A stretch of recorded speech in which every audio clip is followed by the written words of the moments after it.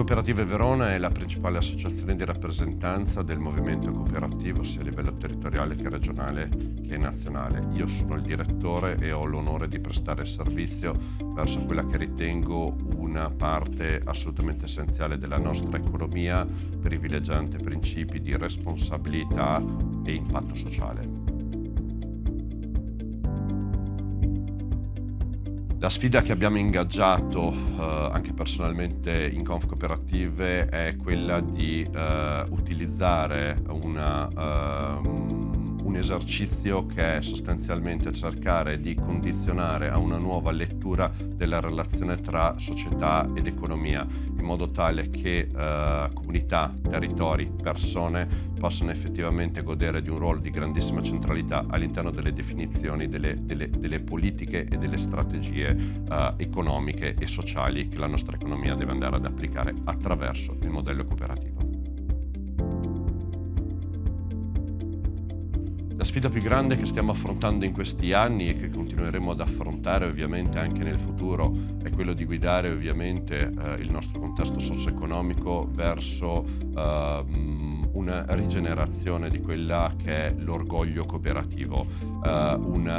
sicuramente elemento che ha sempre caratterizzato l'Italia, il Veneto e Verona, e che costituisce un patrimonio inestimabile,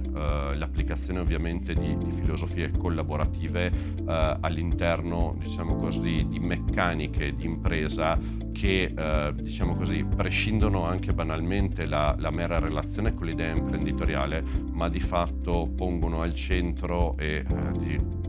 generano sostanzialmente una concezione di impresa che prescinde dal singolo imprenditore, ma va a definirsi come sostanzialmente un'impresa appartenente a una comunità e a un territorio all'interno comunque di un respiro intergenerazionale, ovviamente nel tempo, in modo che le risposte ai bisogni di ieri, di oggi, possano effettivamente trovare all'interno della meccanica cooperativa anche un luogo di risposta per il domani.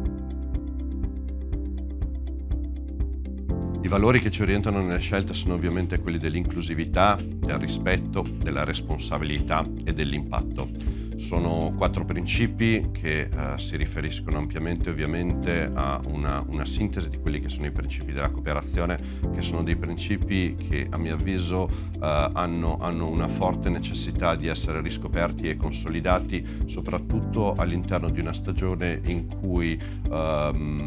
elementi e prospettive di fortissimo individualismo, sia economico che sociale, stanno di fatto si stanno insinuando all'interno ovviamente dei nostri territori, e rispetto a cui la cooperazione può rappresentare effettivamente un anticorpo e una capacità di risposta.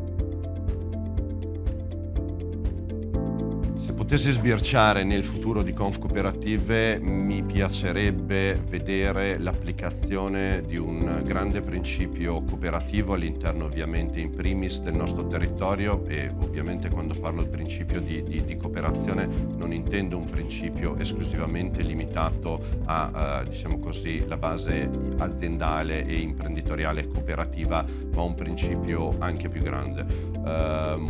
Un campo di applicazione più grande, una relazione sostanzialmente tra persone, economia, società,